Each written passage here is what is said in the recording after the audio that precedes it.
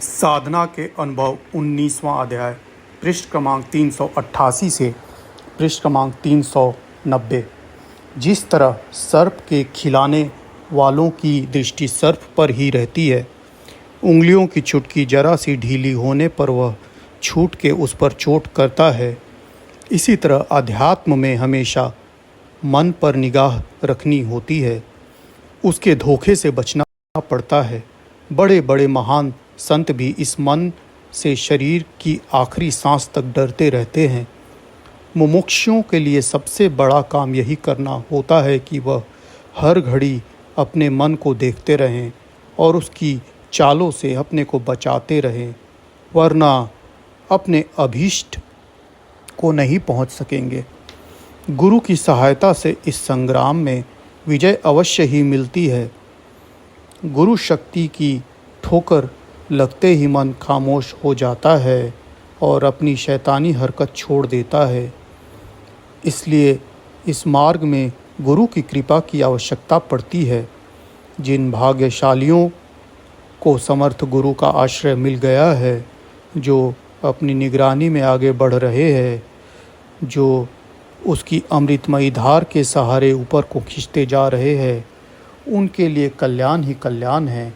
इस आकर्षण शक्ति के संगम कर लेना, उसी के द्वारा सतपद की ओर चलना तवज्जह लेना कहलाता है। गुरु शक्ति देता है और शिष्य लेता है। जहाँ यह लेने का व्यापार चालू है, वहाँ किसी परिश्रम की और किसी दूसरी क्रिया की आवश्यकता नहीं होती। यह शक्ति ही सारे काम कर डालती है और अंतिम पद तक ले जा के बिठा देती है। गुरु की इस शक्ति का नाम तवज्जह देना है, जिसको विरले ही गुरु जानते हैं, वरना दूसरों के लिए कोई क्यों कष्ट करे। वह स्वार्थ बुद्धि अनेक गुरुओं को भी पकड़े हुए है। यह भी मुमकिन है कि समर्थ रखते हुए भी इस तवज्जह देने की क्रिया उन्हें न मालूम हो और वह इसका प्रयोग न जानते हों।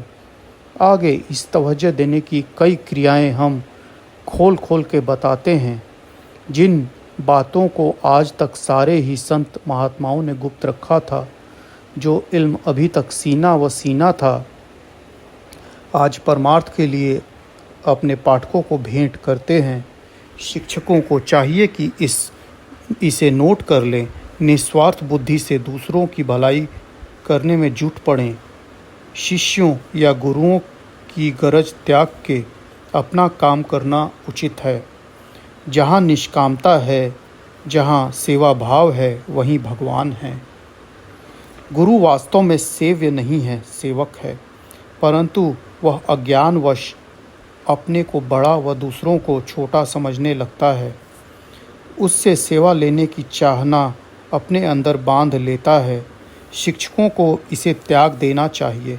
ऐसा करने पर वह खुद अहंकार से बचेगा और अपने व दूसरों का कल्याण करेगा। दूसरों की भलाई में ही अपनी भलाई छिपी रहती है। इसलिए अपने लिए संसार व परमार्थ की कुछ चाहना दिल में न रखो। दूसरों का भला जिस काम में दिखाई दे, उसे करते चलो। तुम्हारा उद्धार बिना इच्छा व बिना परिश्रम हो जाएगा। यही शिक्षकों का कर्तव्य है। इन गुणों से संपन्न जो गुरु होते हैं, उनके साथी कभी अधूरे नहीं रहते।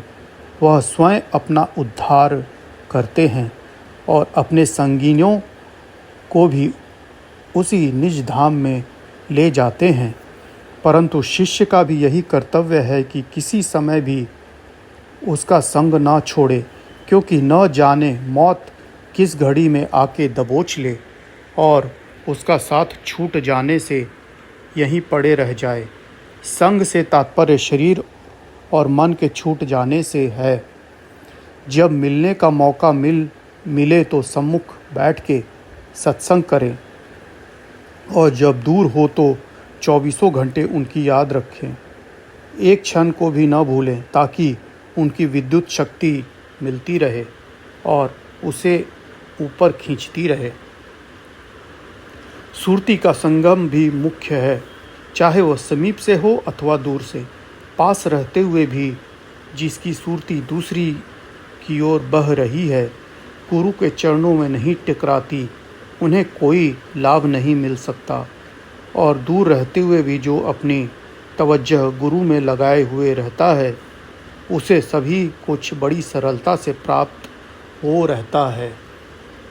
इसलिए इस मार्ग में शिष्य व गुरु दोनों का बड़े सतर्क रहने की ज़रूरत है। मन पर दृष्टि रखने के साधन को सूफियों की नज़र व कदम कहा जाता है और इसको मुख्य माना जाता है। मन की चालों से बचने के लिए परम संत कबीर साहब का उपदेश है। मन को मृतक देखकर मत माने विश्वास, साध वहाँ लो भय करे, जब लग पिंजर श्वास। मैं जानूं मन मर गया, मरकर हुआ भूत, मुँह पीछे उठ लगा, ऐसा मेरा पूत। जा मरने की जग डरे, मोही बड़ा आनंद, कब मरी हों कब पाही हों पूरन परमानंद। मरता मरता जग मुआ, साचा मुआ न कोय, दास कबीरा यूं मुआ, बहुरी न मरना कोय। जीवन में मरना भला, जो मर जाने कोय, मरना पहले जो मरे, अजर अमर सो होए। जेती लहर समुद्र की, ते तो मन का दौर, सहजय हीरा नीपजय, जो मन आवे ठौर। कबहू मन गगना चढ़े, कबहू जाए पताल, कबहू मन उन्मन लगे, औ कबहू छावे चाल। मन के बहुते रंग हैं, छिन छिन बदले सोए, एक रंग में जो रहे, ऐसा विरला कोय। अपने उरझे उरझिया, दिखे सब संसार, अपने सुरझे सुरझिया, यह गुरु ज्ञान विचार। कबीर यह मन मसखरा, कहूँ तो माने रोस, जा मार्ग साहिब मिले, ताही न चाले कोस। मन मुरीद संसार है, गुरु मुरीद कोई साध, जो माने गुरु वचन को, ताका मता अगाध।